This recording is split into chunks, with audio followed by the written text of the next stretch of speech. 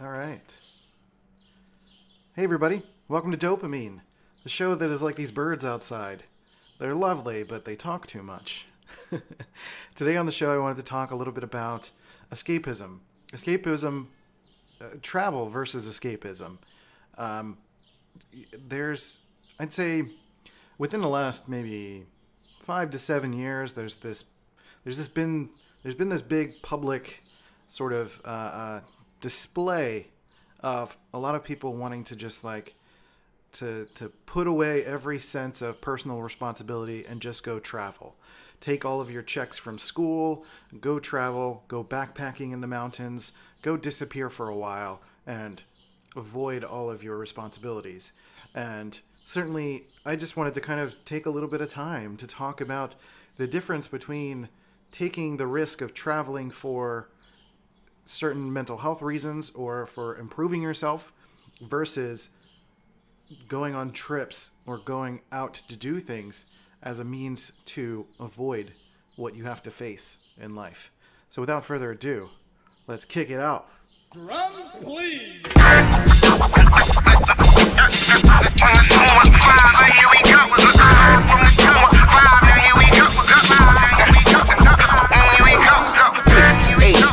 L-L-Y, north, west, south, west, side, right, yeah, now here it is. Okay. Hi.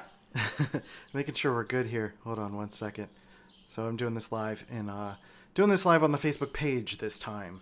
Kind of just playing around with where to do this live recording so I can make sure to get some interaction, some people listening and watching and having a good time. But for now, we're in the Facebook page. I've been kind of posting in our group, so dopamine.group. I'll do that occasionally, or just on my personal Facebook page, facebook.com/rivaldesign. Send me a message first to let me know that you heard of me through the podcast so that I don't think you're some weirdo stranger trying to steal me. Today on the show, like I mentioned at the top of the show, I wanted to talk a little bit about travel versus escapism. Now, I've had to travel for many reasons. I've traveled for fun. I've traveled because I've had to. I've traveled because I wanted to make big life changes.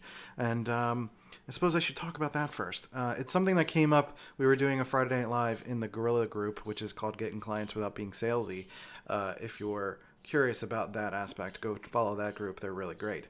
And we were doing this open mic night sort of Friday Night Live thing, and the conversation came up with a friend of mine who has recently made the decision to go on this travel journey. She wanted to do this thing where she's promoting Say Yes. It's A.B. Bernier. She's been on the show recently, and that's a great show. That's a great podcast because that was before she went on this trip, and now this is after she's done, and we're going to do a follow-up soon. So I was hoping to have her on the show for this episode, but we'll do another one that is like this and have her perspective as well about the trip. Right now, she went on this trip where she connected with people, made connections, went from place to place. She kind of bounced around the Northeast U.S. and went to meet certain people and interview them, and she did live videos, and she had crowdfunding from people, and they helped her to get around, and she did it with her dog, and she was sharing everything on social media, and it was a brave journey, just being able to say, hey, let's pack up everything and go, because the end goal for her was to move to Denver, and that is, to pack up and go is hard. To pack up and go from a moving sense, not just to travel for vacation or for fun, but to pack up and change your life and make a big decision like that is a big, thoughtful process. It's scary. You have to be prepared to make that jump, to make that change, and think about what that entails. And sometimes that's frightening. Sometimes you don't know where to go with that. You don't know how to feel about that. So what was really great about her journey is that even though she was feeling this sense of being scared before she started the journey, she was asking people questions about it. She was telling people about it. She was getting advice. She was still finding ways to convince herself to do it. She wanted to. And, she eventually found a way to take that risk and just did it. and it's worked out really well for her so far. So in terms of travel in that sense, having to make a big change because your support system's not so great. You don't have opportunities where you are. You need to make a big change in life and go and grow.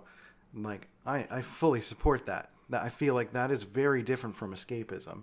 You're not running away from something. You're making it. You're looking for a better opportunity versus temporarily escaping something.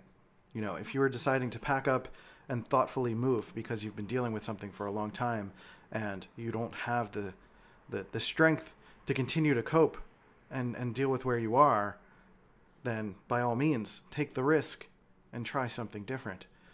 There are plenty of great stories about that. Ben Perry is a really great example. He's on Facebook as well. He was telling a story about how he was in the military and basically took a wide array of chances. And I'd love to have him on the show at some point, too, to talk about that, because I wouldn't be able to do that story justice. I can share a little bit about my story. So I've traveled across the country twice. I've moved across the country twice.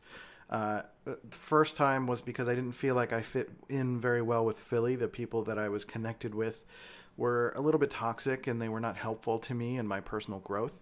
They weren't really doing anything with their lives, and they were kind of making me feel bad for my desire to want to be better and my desire for feeling better in a lot of ways that I've been exploring self-growth. And I've always naturally given advice to people. Even before I've had this show, I've always wanted to help people. And sometimes that comes off as arrogant, that I'm trying to tell them how to live their life. And, people in Philly can be very sensitive to being told what to do. And there's a difference. There's a nuance between suggesting what I think you should do versus telling you what to do. You're an adult. You're a grown-ass person. You can do what you want. But there was a lot of conflict with that as I was growing up. And it became a bit of a problem. So I was already thinking about moving across the country. I met a girl, and I found out that she lived in San Diego, and I decided to make the move. And it was a really good thing at the time, and it was a catalyst for me to go. I was already thinking about it, but it was something where, I took some time, I saved some money, I planned, and I just went. I took the risk. And it panned out. We spent 7 years together. We were married for 2 of those years, now divorced, but those times were good times, and I don't regret that decision at all, one bit. I was able to step out of my comfort zone, which Philly was very much my comfort zone, and it still is in a lot of ways. I go there, and I'm very excited. I'm proud of the fact that I'm from that town, but there are a lot of toxic cultural things that were a problem for me in the way I wanted to live. So I needed to make that change and be able to move forward in my mental health growth journey, essentially. So the second part of that is when I was there and I started to feel like I was being stifled by that situation and not getting the support in a different way, I felt I had to make a different change. And again, I found another girl and I moved across the country. I didn't move for her, but I moved because I wanted to be back to Philly with my support system, or the people that I've found to be my support system after I moved. Because after you move, sometimes there are people that naturally filter out. The people that were kind of around just because you were a part of a group of people, you start to... they start to naturally filter out because you're not reaching out to them as much. They're not reaching out to you. You're not randomly running into people you don't want to communicate with or have in your life, or having people in your life by extension. Maybe there's like a core group of people, 1, 2, 3, or 4 people that were your friends, and you hung out with them, but you liked them so much that you hung out with their friends, and their friends were all kind of jerks and didn't really fit in with you. Sometimes moving can kind of strengthen that connection between A to B, you and that one person, and kind of eliminate all of the extraneous people that were a problem. And that was pretty much indicative of my story when it came to Philly. So that when I moved back to Philly temporarily, the idea was to reconnect with the people who had become my support system again, and be able to try to make a life in Philly and do connection and have connections and stuff. But again, it kind of turned out as not something I felt really great about, and made some new connections up here in Rochester, New York, and that's where I am now. So I decided to make those decisions and make those changes as a means to continue to find places and experiences and people that match my mental health journey or where I'm at in life. And I think to others, it has appeared as escapism, that I'm running away from problems continuously. But truth is, I was in my situation in both instances way longer than I needed to be. And, I deal with some consequences of that, some side effects of that. And, I gave it my best, and I do feel like everyone should do everything they can to do their best in whatever situation they can. But you also have the right to decide when it's too much for you, and you have to make a decision to go. So really this episode should be called, moving versus traveling versus escapism, because now we're going to talk into the traveling part. And, traveling is kind of the easiest thing to talk about. It's really just the difference between, making a big move to change your life is the permanence of it. Whereas travel is like you're making a plan to allow yourself time to rest and relax and go enjoy the fruits of life, as opposed to working all the time, as opposed to being in the day-to-day hustle, as opposed to being involved in, the doing dishes and cleaning things. It's a break from not just going out into the world and experiencing new things or going to the beach or wherever, but it's a break from having to take care of yourself, because you go to a hotel and a lot of things are provided for you. They clean the room. You don't really have to worry about dishes. You're usually going out to eat all the time. Like it's a break, and you're allowed to take a break, responsibly. You're not, again, I don't really condone the idea of like taking your student loan check and going to Europe as a backpacking thing. I feel like that falls into escapism a little bit more, which is something we can talk about shortly. So am I in focus? I look like I'm out of focus on the, cause am I good? Am I on autofocus here? Come on, focus on me. I'm the person. Anyway, just a minor break while I try to fix that video aspect of it. I do autofocus on the video, and sometimes it works, sometimes it doesn't. That happens. And manual focus is like hard for me to tell because I have like a tiny screen right here, so it's hard to see if it's actually in focus. Looks better on the stream now, so okay. Back to the travel aspect. It's about taking a break. It's about, and speaking of, first of all, taking a break. First of all, I've been trying to do this whole mid-roll thing, and I keep forgetting to take a break to do that. So speaking of taking a break, this is the moment in the podcast where it's kind of a 60-second spot. If you have a business that can appeal to podcasters, that can appeal to people who are trying to improve themselves, usually coaches are really great types that'll be really great for this type of sponsorship. It's a 60-second spot. I'll talk about your services, what it is that you offer, talk about where they can find you, where they can get your link, things like that. We can talk rates, all that stuff. So hit me up on Facebook or at Rival My Design on all of my social channels, and we can talk about that. Anyway, now continuing with the podcast. So we can talk a little bit more about the travel aspect, which is really like I said, it's about taking a break. It's about taking care of yourself. It's about realizing, it's almost like a reward. It's like, it's not almost, it is a reward to yourself for all of the hard work that you've been putting in, and allowing yourself to recognize that. And it's not even just for yourself.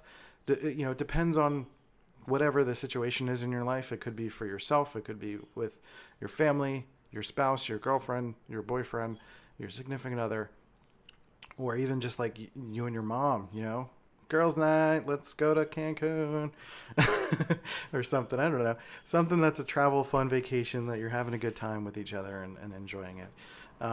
And really allowing yourself to celebrate your accomplishments, what you've done. And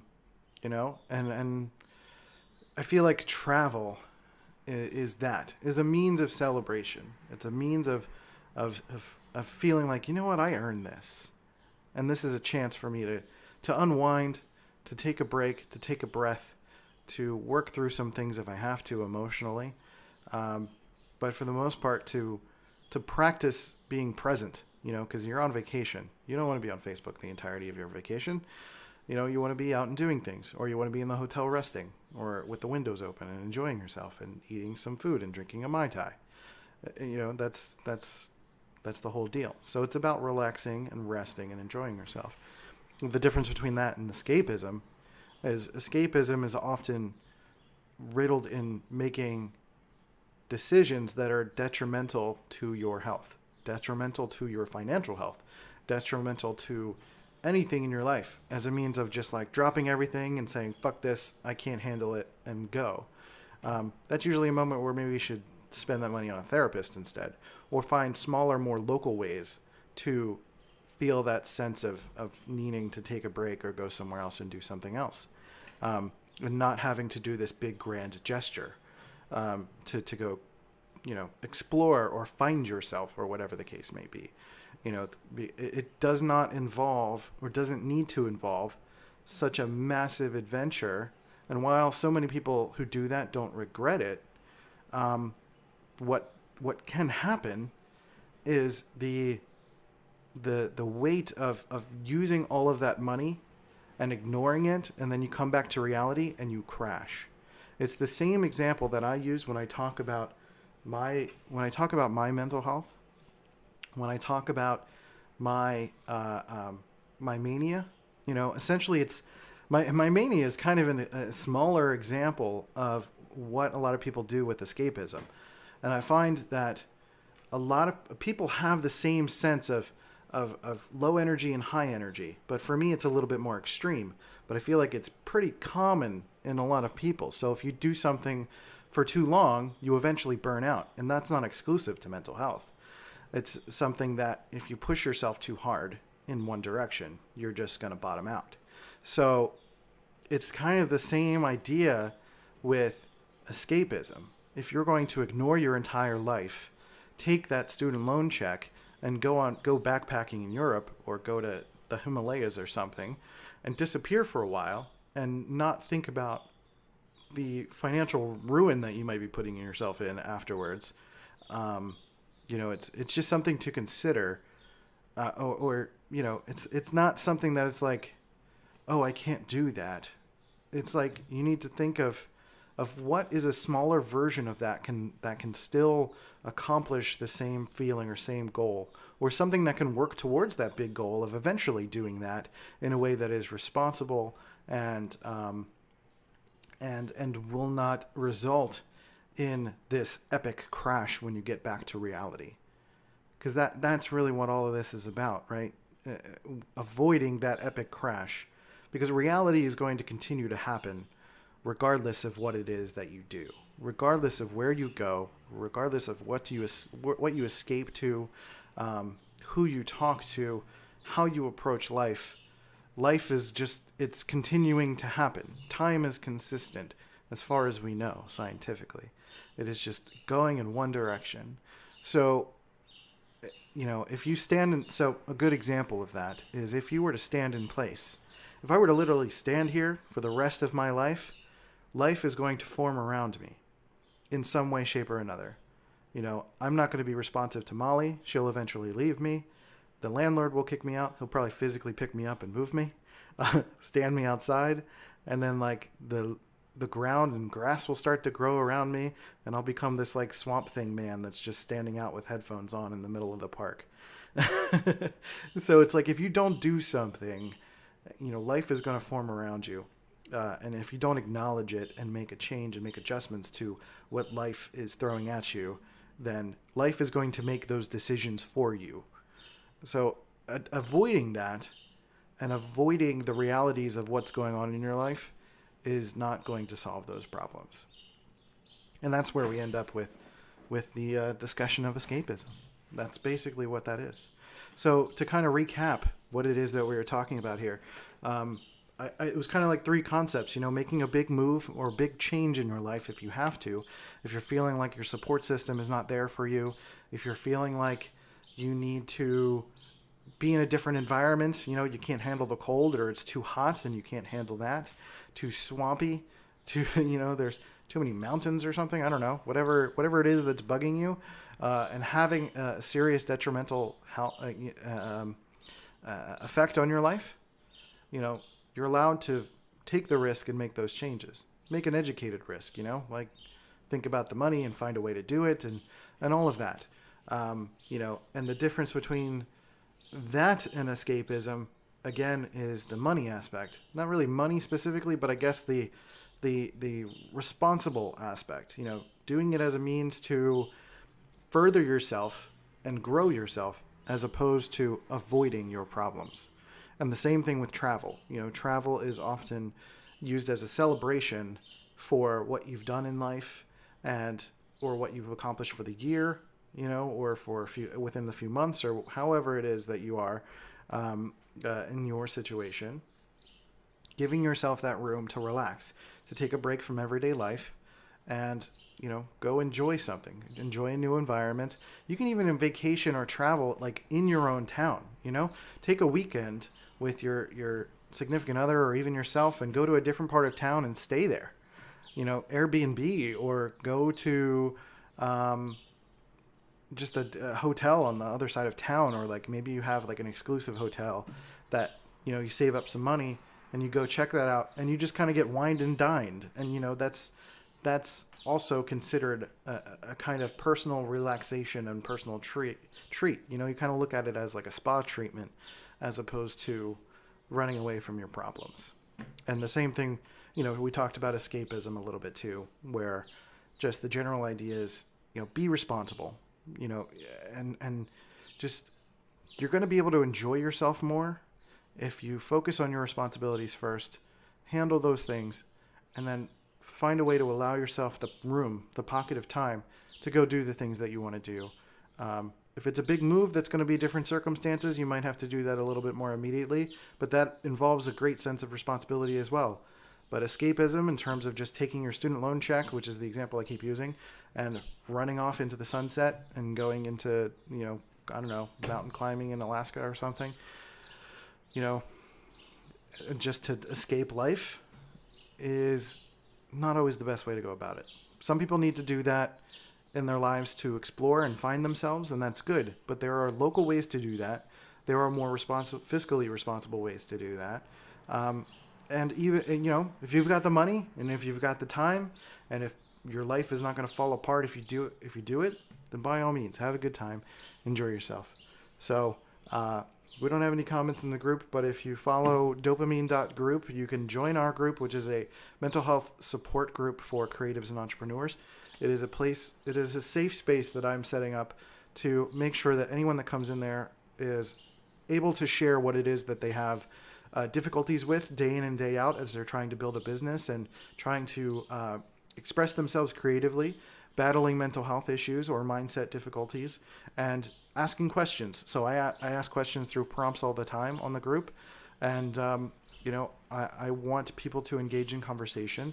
And it is basically a walled garden.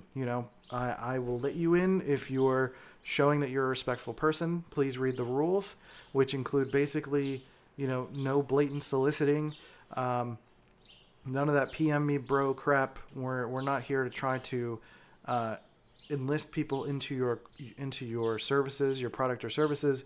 It is to help each other and to provide positive affirmations and to give each other some love, and to get each other and ourselves to the next day so that we can keep moving. So that's it for this episode. Thanks for watching. Travel versus escapism. It's a pretty interesting topic. Let me know. We also have a Facebook page, Dopamine, and all the other stuff. Find me, ask me some questions, and let me know if you have any suggestions for podcast episodes. And I'm also looking for sponsors. So pre-roll sponsors and post-roll sponsors, 15-second spot, and then a mid-roll sponsor for the 60-second spot. So with that, I hope you guys have a good time, good week. Take care of yourselves and each other. See ya.